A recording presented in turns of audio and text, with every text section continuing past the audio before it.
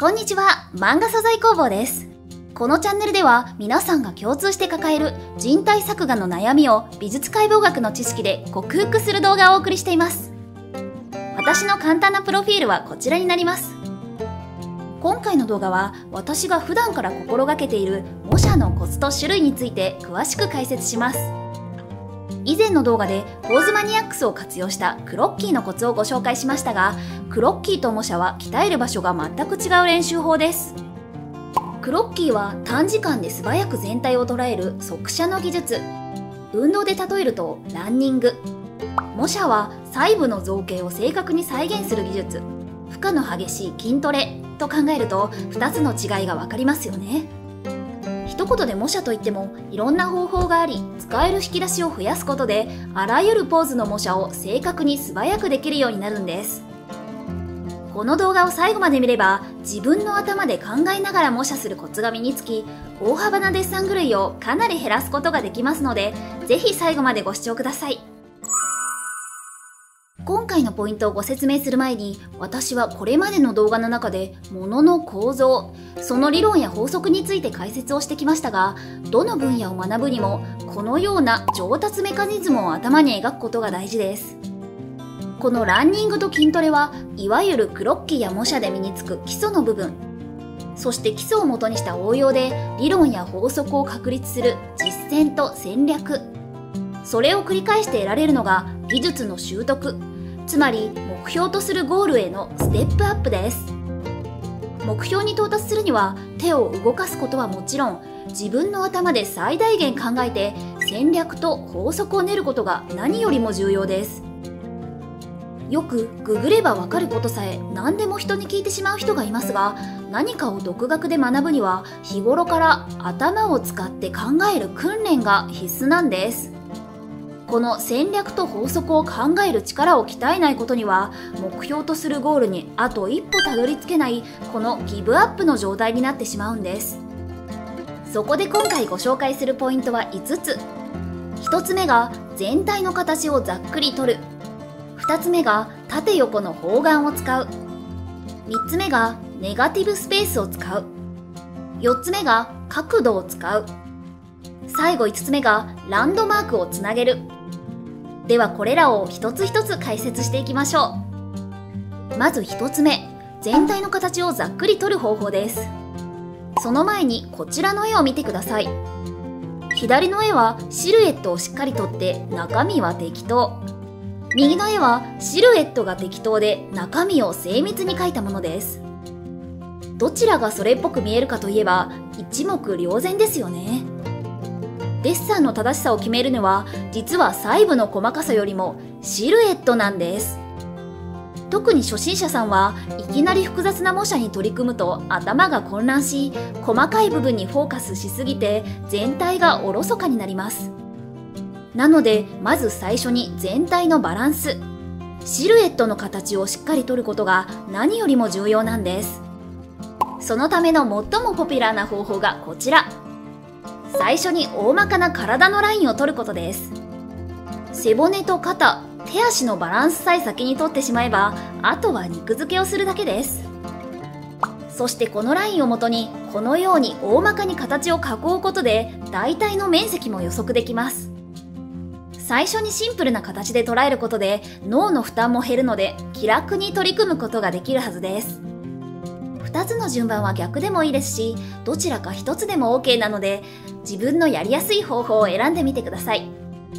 土台となる線があるだけでかなりの補助になりますし、最初に曲線を取ることで絵が硬くなるのを防ぐこともできます。何よりも先に全体を考えること、骨組みから考える重要性は過去の動画でも解説しているので、そちらもぜひご参照ください。2つ目のコツが縦横の方眼、グリッドを使うことです。これは方眼模写といい、とてもポピュラーな方法です。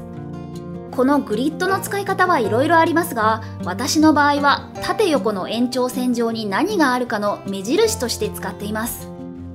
この絵で言うと線が屈折した腰、このような特徴的な場所から垂直、水平に線を引くと延長線上にあるものの比率や位置関係を探ることができます。人間の視覚は見るものによって簡単に錯覚を起こします。例えば有名なのがこの記号。どちらも中心にある横線の長さは同じなのに、なぜか下の記号の方が長く見えませんか？この錯覚もグリッドを元に確かめれば簡単に見極めることができます。よくある例で言うと、このように斜めのラインが入ったモチーフは水平・垂直の感覚を狂わせますが、これもグリッドで軌道修正ができます。グリッドを使えば錯覚に惑わされず正常に形を捉えられるというわけなんです。クリップスタジオでは表示ウィンドウからグリッドを表示できます。ほとんどのソフトウェアにもこの機能がついているはずです。模写をするといつも形が歪んでしまうという方はぜひ試してみてください。3つ目のコツはネガティブスペースを活用すること。ネガティブスペースとは余白のことで、ポーズマニアックスの PC 版ではこのネガティブスペースドローイングを試すことができます。このように陰影を反転するとシルエットを囲む余白の形がくっきりと現れます。この余白の図形をきちんと再現してあげるとシルエットの歪みを整えるのにとても役立つんです。この練習に慣れてくるとスイッチをオンオフするようにノーマルとネガティブを脳内で切り替えできるようになります。余白の形に集中するとこのようにシルエットを影で撮れるようにもなります。一度身につけるとかなり役立つスキルなので、ネガティブスペースドローイングの練習はかなりおすすめです。そして4つ目が角度を使うです。シルエットの線をおおよその角度で測れるようになると歪みの解消に大きく役立ちます。このようにシルエットのラインに対し縦横の線をあてがうと余白に直角三角形が見えてきます。さっきのネガティブスペースと方眼模写の応用ですが、この直角三角形の先端の角度を再現できるとシルエットをより正確に描けるようになるんです。角度を確かめるには縦横の線を交差した90度を基準にします。90度を半分に割ると45度、さらに半分に割ると22度から30度になります。この方法を繰り返していくとおおよその細かい角度を再現できるようになり、線の方向を大きく間違うことがなくなります。何度も活用して慣れてくると目分量で角度がわかるようにもなります。このようにモチーフに直線を何度か引いて手に角度を覚えさせる方法も有効です。これも慣れてくると角度だけでなく長さや曲線も再現できるようになります。角度の把握についてはパースの動画内でもご紹介しています。いろんな場面で応用できるのでぜひご参照ください。最後5つ目がランドマークをつなげる。絵のポイントとなるランドマーク同士を直線でつなぐ手法です。つないだ線をやはり垂直、水平線を基準に正しい角度を再現するとシルエットはもちろんのこと、シルエット内部の立体が歪むのを防いでくれます。人体作画では関節の位置関係は重要なポイントなので、この手法で常に確認すると大きなデッサン狂いを防げるようになります。以上、他にもいろいろな手法があると思いますが、私が普段から活用している模写のコツ、主にシルエットの撮り方をご紹介しました。現在私は個人的に美術解剖学を勉強しており、そのまとめを月額制のクリエイター支援サービスで有料公開しています。もっともっと知りたいという方は説明欄の URL からぜひチェックしてみてください。それでは今回ご紹介した模写のコツをまとめますと、1つ目が全体の形とラインをざっくり撮る。模写・デッサンで一番重要なのはシルエットです。まずは複雑な形に惑わされることなく、骨組みとなるシンプルなラインを見つけ出しましょ